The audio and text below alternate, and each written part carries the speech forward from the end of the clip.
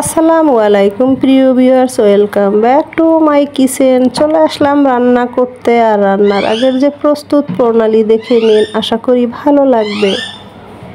এই যে আমি চলে আসছি পাহাড়ি জুম চাষের দোকানে। এখানে দেখুন কত রকমের সবজি, একদম অর্গানিক, কোনো রকম এখানে ভেজাল নেই, কারণ আমি সবসময় খাই তাই আর কি বললাম।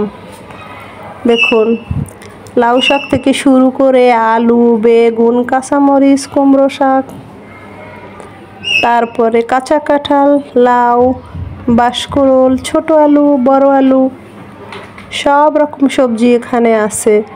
তো দেখে মনটা ভরে গেল, তাই আপনাদের মাঝে একটু শেয়ার করলাম। আশা করি অবশ্যই আপনাদের ভালো লাগবে। দেখুন টক পাতাও আছে, ধনিয়া পাতা আছে, পাহাড়ি ধনিয়া পাতা, সব কিছু মিলিয়ে খুবই মজাদার সবজি। চলে আসলাম বাসায়। কি নিলাম দেখুন। প্রথমে নিয়েছি লাউ শাক। লাউ শাকটা খেতে কি যে সুস্বাদু কি বলবো। মাছ গোশ লাগবে না এরকম শাকসবজি থাকলে নিরামিষ রান্না। আর নিয়েছি কুমড়ো শাক। শুক্রবার দিন ওরা এরকম গ্রামগঞ্জ থেকে কুড়িয়ে নিয়ে আসে। ওই যে গৃহস্থ বাড়িতে জুম চাষ হয় সেইখান থেকে তুলে ওরা বিক্রি করে। ঢাকায় নিয়ে আসে, একটু খরচ বেশি। আর এই দেখুন জুম চাষের বেগুন, পাহাড়ি লাল মাটির। এইটা ভাজা ভর্তা খেতে অসম্ভব সুস্বাদু। মোট কথা আজকের সব কিছু জুম চাষের নিয়েছি। দেখুন কত সুন্দর কাঁচকলা। এই কাঁচকলা শিং মাছ দিয়ে খাবো। আর এর সঙ্গে নিয়েছি ছোট ছোট বিন্দু মরিচ পাহাড়ি। ছোট ছেলে মন্টি সোনাও পাশে এসে গেছে। ও মাটির গন্ধ পেলে ওইখানেই শুয়ে লুটোপুটি করে, ঘুরঘুর করছে আমার পিছনে দেখুন। আর নিয়েছি বরবটি। এই বরবটিটা যে এতটা সুস্বাদু কি বলবো। নিয়েছি এইটা। ওদিকে আমার ক্যামেরাম্যান ছোট মেয়ে আমার সাথে দুষ্টামি করছে। সব কিছু মিলে মিশে আজকের খাওয়া দাওয়া আমার অনেক ভালো লাগবে। আমি একটু এই টাইপের গ্রামের মাটির অর্গানিক খাবার আমার কাছে খুব ভালো লাগে। কি যে গ্রান। ওই মা ছিঁড়ে নিয়ে আসতো জাংলা দিয়ে ঝিঙে আর রান্না করতো, সেই গ্রানটা এখানে পেয়েছি আমি। এই ঝিঙেও নিয়েছি। পাহাড়ি জুম চাষের আলুও নিয়েছি। আলুটা একদম ঝরঝরে হয় ভর্তা রান্না করার পরে, আঠালো আঠালো, খেতেও অনেক সুস্বাদু। ভর্তা ভাতে তো অনেক মজা এই আলুটা। তো আজকে এই সমস্ত শাকসবজি। আবার কাঁচা আম নিয়েছি, কাঁচা মিষ্টি, খুবই কোনো রকম টক নেই। সব কিছু মিলিয়ে নিয়েছি। তো আশা করি ভালো লাগবে আপনাদের গ্রামগঞ্জের সমস্ত সবজিগুলো। কাঁচা আম, লাউ শাক, কুমড়ো শাক, কাঁচামরিচ, বেগুন, কাঁচকলা, আলু, এই তো অনেক কিছু নিয়েছি। ঝিঙে নিয়েছি। এইখান থেকে শাক পাতা মজা করে রান্না করে আজকের খাওয়া দাওয়া হবে। ছোট ছেলে মাটির গন্ধে আলুর মধ্যে মাথা দিয়ে গড়াগড়ি করছে। প্রিয় ভিউয়ার্স, লাউ শাক কুমড়ো শাক দুইটাই কিন্তু রান্না করব, কারণ শাক সিদ্ধ হলে অল্প হয়ে যাবে, পরিবারের লোক সংখ্যা বেশি লাগবে।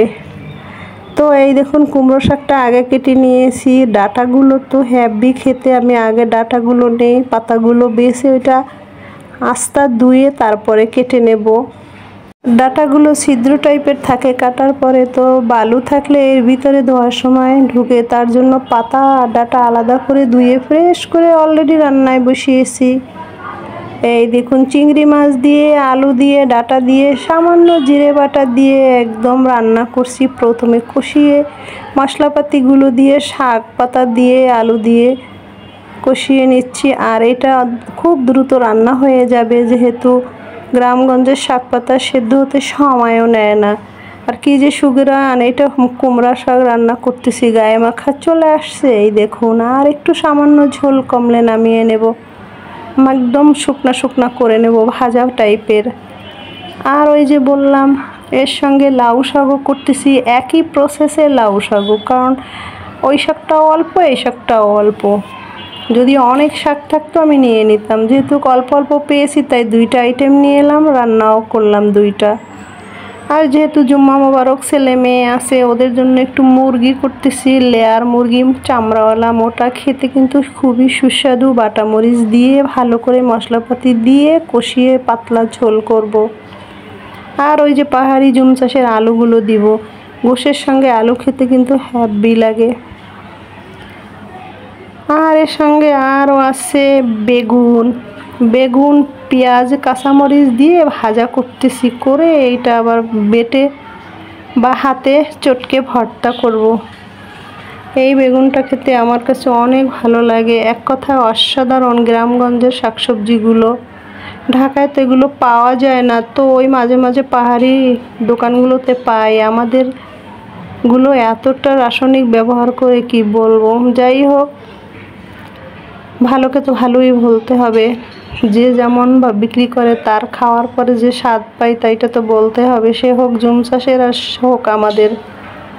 আলহামদুলিল্লাহ, এই দেখুন কুমড়ো শাকের গায়ে মাখা বা ভাজা ঘন্ট, লাউ শাকের ঘন্ট রান্না হয়ে গেছে। লেয়ার মুরগি শক্ত পাতলা করে আলু দিয়ে ঝোল হয়েছে, বেগুনের ভর্তা। সব কিছু মিলিয়ে আজকের এই অবধি। ভালো লাগলে লাইক করবেন, শেয়ার করবেন। ফিরে আসবো নেক্সট দিন।